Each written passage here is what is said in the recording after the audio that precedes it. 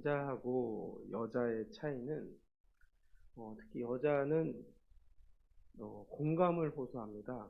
그래서 결론을 내주기보다는 같이 공감하고 또 같이 나눔을 가지기를 원합니다. 그래서 몇 시간 동안 이야기를 하고도 자세한 것은 다음에 이야기하자고 합니다. 그렇기 때문에 결론이 잘 나지 않습니다. 남자들은 다릅니다. 남자들은 어떻게든 해결하고 결론을 지으려고 합니다. 남자들이 모이면 서로 옳다고 말하고 또 끝을 보려고 합니다. 특히 정치 이야기를 하면 그렇습니다. 자신이 내린 결론으로 확정을 지려고 합니다. 그리고 끝까지 자기의 주장을 굽히지 않는 경우들이 많습니다. 그러다 보니까 남자들끼리도 이야기를 하다 보면 늘 평행선일 때가 있습니다. 그렇게 여러 사람이 서로 다투다 보면 대개 다른 사람이 또 끼어들게 됩니다. 욥과 세 친구의 논쟁이 결론 없이 멈추게 되니까 갑자기 난데없이 엘리후가 나타나서 이 모두를 꾸짖습니다. 아마 이들 모두가 황당했을 것 같습니다. 우선 처음부터 그는 얼굴을 내밀지도 않았고 또 나중에 친구들이 책망받을 때도 사실은 빠져 있습니다. 엘리후는 어떤 사람입니까? 1절 말씀부터 보면 사실상 팔레스타인 동쪽 지역에 사는 사람이었고 또 바리겔의 아들이라고 이야기합니다. 바리겔의 아들이라는 것은 하나님께서 축복하신다라는 뜻입니다. 또 엘리후란 이름은 그는 나의 하나님이시라고 이야기를 합니다. 사실상 이 사람의 이름을 보면 히브리어의 말로 이름이 되어 있는데 이게 아브라함 시대의 사람이다라고 하면 사실 히브리 사람이라는 것이 특별히 존재한 상황은 아니었습니다. 그래서 이 엘리후의 말을 중간에 누가 넣었다라고 이야기하는 경우들이 있는데 이것은 정확하지 않기 때문에 어떻게 설명할 수는 없을 것 같습니다. 그러나 우리가 이 말을 보면서 느낄 수 있는 것은 엘리후는 화가 많고 또 할 말을 하려고 하는 사람입니다. 또 왜 자기가 이렇게 나서야 하는지 장황하게 또 설명하는 사람입니다. 그런데 문제는 무엇일까요? 바로 자기가 특별하다고 착각하는 것입니다. 자신의 주장이 이들보다 뛰어나다고 착각한 것이죠. 사실 요즘 세상이 그렇지 않습니까? 문제점을 많이 제기합니다. 수많은 문제점을 제기하지만 사실 제대로 된 해결책을 제시하지 못하고 있습니다. 특히 이런 정책들이 있지 않습니까? 출산 정책을 보아도 그렇습니다. 분명히 아이들이 줄어들고 있고 인구가 소멸되고 있다라고 이야기를 하지만 사실상 이것을 해결할 방법은 제대로 제시되지 않고 있으며 또 이것을 하려고 노력은 하지만 결과가 그닥 좋게 나오지 않는 것을 보면서 사람이 무언가를 생각하고 무언가를 하려는 일들이 쉽게 되는 것들이 아니라는 것을 생각하게 됩니다. 또 교회를 욕하는 사람들도 마찬가지입니다. 교회가 이래서 나쁘고 또 저래서 나쁘다 따지기는 잘하지만 그것을 해결하라고 이야기했을 때 해결하는 사람은 많지 않다는 것이죠. 진짜 해결책은 뭘까요? 바로 나를 내려놓고 겸손하게 살라는 말을 제시했을 때 그들은 그 말을 잘 듣지 않습니다. 사실 그들뿐만 아니라 제 자신도 목회를 하면서도 겸손하게 내려놓으라 이 이야기를 들었을 때 참 겸손하게 내려놓기가 쉽지 않은 부분들이 있다는 것이죠. 그런 문제들이 있기 때문에 나를 생각하는 기준으로 판단하다 보니까 실질적인 해결책은 들으려고 하지 않는다는 것입니다. 엘리후는 이 말을 하면서부터 화를 냅니다. 너무 화가 나서 견딜 수가 없어서 입을 열 수밖에 없다고 설명하죠. 그는 욥과 세 친구들에게 비해 나이가 어리다고 이야기합니다. 이 정도면 한 10살 이상 어리지 않나 판단이 됩니다.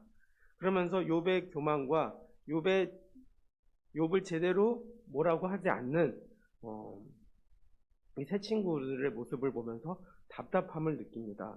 그들의 대화가 실망스러웠기 때문에 이 과정을 통해서 나이가 많은 것이 지혜로운 것이 아닌라는 것을 깨닫게 되었고, 지혜는 결국 하나님이 주시는 것임을 말하고 있습니다. 맞는 말이죠. 사람이 삶을 더 살아서 경험을 많이 할수록 얻는 지혜가 있습니다. 그러나 지혜의 가장 근본적이고 중요한 것은 바로 그 지혜는 하나님께서 주신다는 거죠. 성경은 하나님의 모양과 형상대로 창조되었다고 말하고 있습니다. 인간이 창조되었다고 말하고 있습니다. 결국 지혜의 근본은 뭡니까? 여호와를 경외하는 것이라고 잠언에서 솔로몬이 말하고 있지 않습니까? 바로 지금 그 경험이 중요한 것이 아니라 하나님이 주신 것이 중요하다고 말하고 있는 것입니다. 지금은 오래 경험한 것이 다가 아닐 때가 많습니다. 예전에는 오랜 경험과 기술이 또 오랜 능력치가 축적되었을 때 능력이 발휘된다. 또 그 지혜가 필요하다라고 이야기하지만 지금 세상은 어떻습니까? 나이 드신 분들이 훨씬 더 지금 시대에 질문을 많이 하십니다. 특히 스마트폰 사용할 때 우리가 자녀들이나 또 주변 사람들한테 부탁하는 일들이 많지 않습니까? 저도 저희 아버지, 어머니 이렇게 금융인증서 깔아드리고 못 깔아드리다 보니까 저한테 맨날 너는 이거 왜 못하니 하다가 제가 이제 오히려 따지죠. 아니 어떻게 이것도 못하십니까? 라고 장난을 할 만큼 지금은 시대가 바뀌어서 나이가 많다고 해서 모든 것이 다 앞서간다라고 생각하지 못하는 시대에 살고 있습니다. 그렇기 때문에 오래 경험한 것이 다가 아닐 때가 있다는 것도 우리가 알아야 되는 것이죠. 물론 그 경륜을 절대로 부정하거나 무시하는 것이 아닙니다. 이제는 바뀌어가는 세상이 존재하고 있는 바뀌어가는 세상 속에서 우리가 살아가는 것이고 그것을 인정하는 것도 중요하다는 거죠. 오랜 경험이 다가 아니라는 것입니다.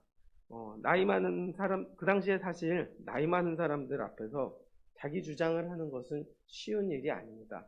어찌 보면 지금의 혁명만큼 파격적인 일일 수 있습니다.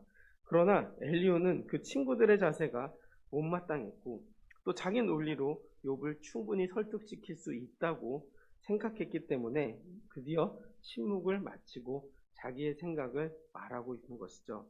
엘리후는 새로운 논리와 또 논리와 주장으로 욥을 죄인으로 몰아갈 것이라고 말합니다. 엘리후는 자신이 참 할 말도 많고 또 그 마음에 더 이상 침묵하면 안 된다는 압박을 받았습니다.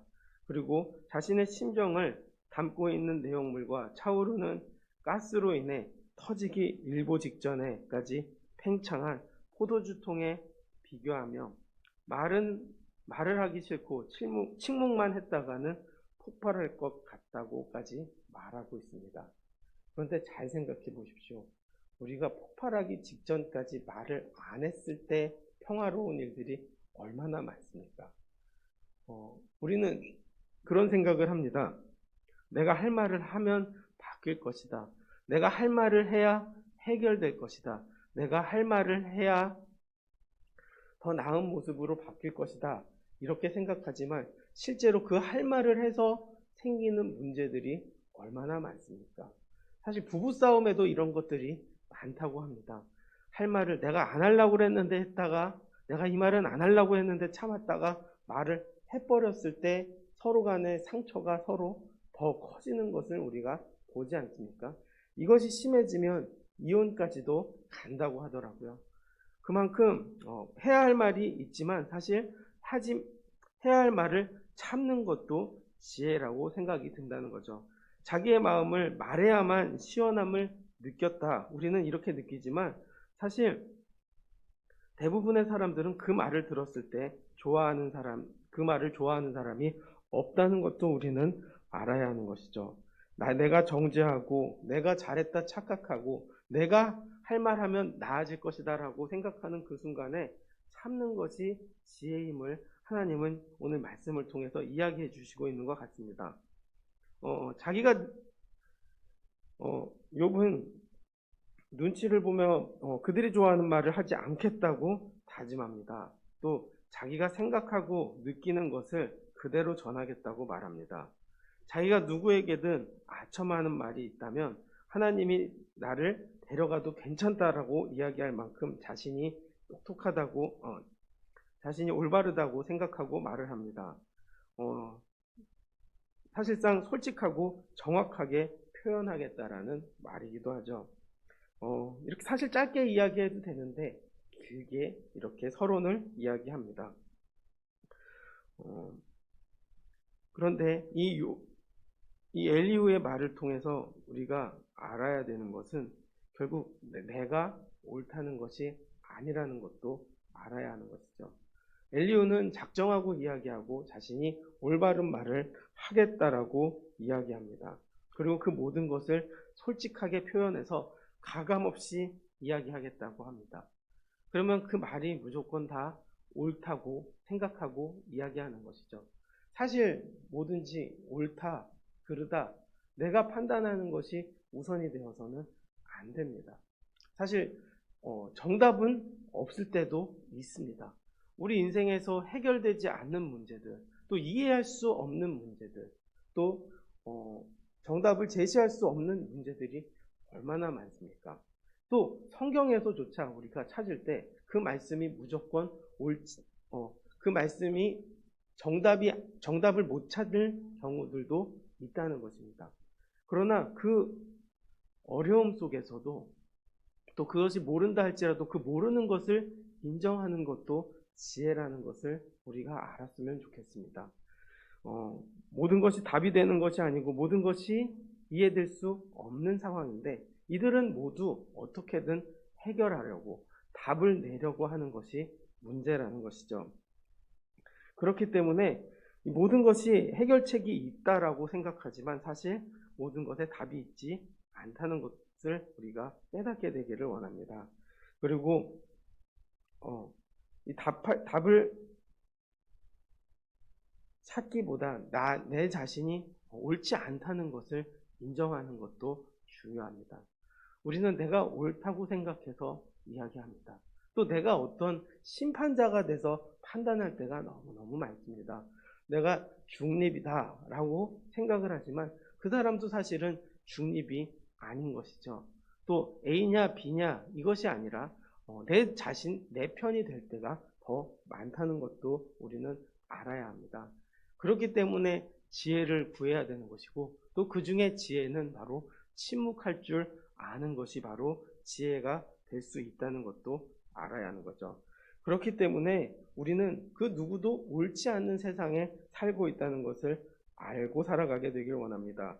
그리고 모두 틀렸다고 지적한 내 자신이 맞다고 생각해서도 안 되고 의롭다고 여겨서도 안 되는 것이죠. 오직 지혜와 침묵 속에서 어떻게 받아들일 것인가 조용히 우리가 인정하고 살아가는 것이 중요합니다. 그렇지 않으면 또 그 논쟁에 휘말리게 되는 것이고 내가 옳다 자랑하게 되는 것이죠. 우리는 그것을 조심하고 믿음으로 나아가게 되길 원합니다. 교회 안에서도 또 우리 세상에서도 나를 드러내려고 하는 것이 아니라 오히려 지혜롭게 침묵하고 내가 해야 할 말을 해서 사람들에게 어떤 반응이 주어질까, 어떤 것이 진짜 옳은가, 우리는 이것을 잘 생각하고 이야기하고 조용히 조심히 말할 수 있게 되기를 원합니다. 이것이 주님이 주시는 평화의 방법이고 주님이 인도하시는 평화의 방법이기 때문입니다. 우리가 그 믿음과 또 그 입술을 가지고 주님이 주신 지혜로 이 세상을 살아 승리하는 우리 모두가 되기를 주님의 이름으로 축원드리겠습니다. 기도하겠습니다. 하나님, 이 세상은 다 자기 말이 옳다고 서로 옳다고 주장합니다. 들어보면 다 맞는 것 같습니다. 그러나 그렇지 않을 때가 더 많다는 것도 압니다. 또 남을 비난할 때는 목소리를 더 높일 때도 많습니다. 하나님, 우리가 어디에 들어갔을 때 남을 판단하는 사람이 되지 않게 되기를 원합니다. 판단은 주님께 맡기고 지혜롭게 침묵으로 살아갈 수 있게 도와주시옵소서. 이 삶이 비겁한 것이 아니라 그 땅의 평화와 지혜를 누릴 수 있는 은혜임을 알고 하나님 말해야 될 때와 또 말하지 말아야 될 때를 우리에게 분별하는 능력도 허락해 주시옵소서. 그 지혜로운 삶으로 살아갈 수 있는 우리 모두가 되기를 주님 인도하여 주시옵소서. 예수님의 이름으로 기도드렸습니다. 아멘.